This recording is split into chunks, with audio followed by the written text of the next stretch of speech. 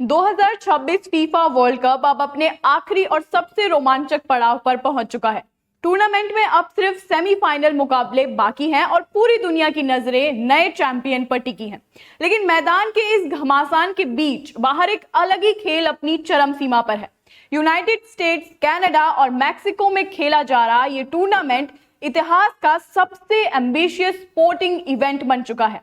पहली बार 32 की जगह 48 टीम्स और 104 मैचेस का ये प्रयोग सिर्फ फुटबॉल को बड़ा बनाने के लिए नहीं किया गया था।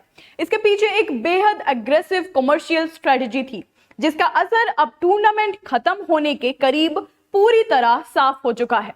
Football business professional Devendra Sardesai के अनुसार टीमों के बढ़ने का सीधा मतलब था ज्यादा ब्रॉडकास्ट इन्वेंट्री, हॉस्पिटैलिटी पैकेजेस और स्पॉन्सरशिप के नए मौके।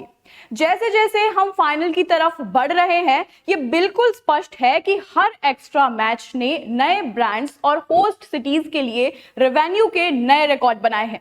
लेकिन इसके साथ एक नई बहस भी शुरू हो गई है। वर्ल्ड कप की प्रेस्टीज हमेशा इसकी सरकासिटी पर निर्भर रही है। क्या मैचों की इस बाढ़ ने टूर्नामेंट की एक्सक्लूसिविटी को कम किया है, या फिर इसने ग्लोबल रेवेन्यू जनरेशन का एक नया बेंचमार्क सेट कर दिया है? इस वर्ल्ड कप ने साबित किया है कि ये प्लेटफॉर्म अब सिर्फ स्पोर्ट्स वियर कंपनियों तक सीमित नहीं है।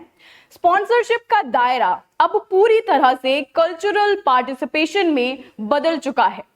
पूरे टूर्नामेंट में नाइक का RIP द स्क्रिप्ट कैंपेन सिर्फ जर्सी बेचने तक सीमित नहीं रहा। सबसे बड़ा बदलाव तब दिखा जब स्किन केयर ब्रांड पाउल्स चॉइस या टॉय ब्रांड हासब्रो भी फीफा इकोसिस्टम का अहम हिस्सा बनी। इनका फुटबॉल से सीधा कोई कनेक्शन नहीं है, लेकिन इन हफ्तों इन ब्रांड्स ने वर्ल्ड कप के इमोशनल मोमेंट्स के जरिए अरबों दर्शकों का अटेंशन कैप्चर करने में बड़ी कामयाबी हासिल की।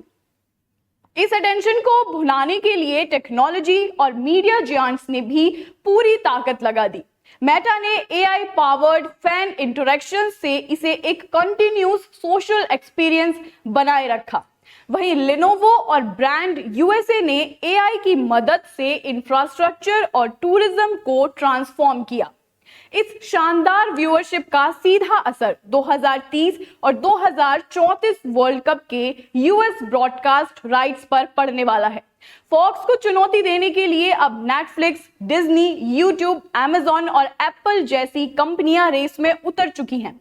रिपोर्ट्स के मुताबिक मीडिया कंपनीज इन अधिकारों के लिए 1.5 बिलियन से 2 बिलियन डॉलर्स तक का भारी बजट तैयार कर रही हैं।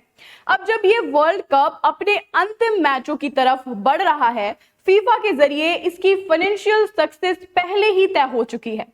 लेकिन असली चुनौती इन्फिनिट ग्रोथ, एक्सक्लूसिविटी के बीच बैलेंस बनाने की है।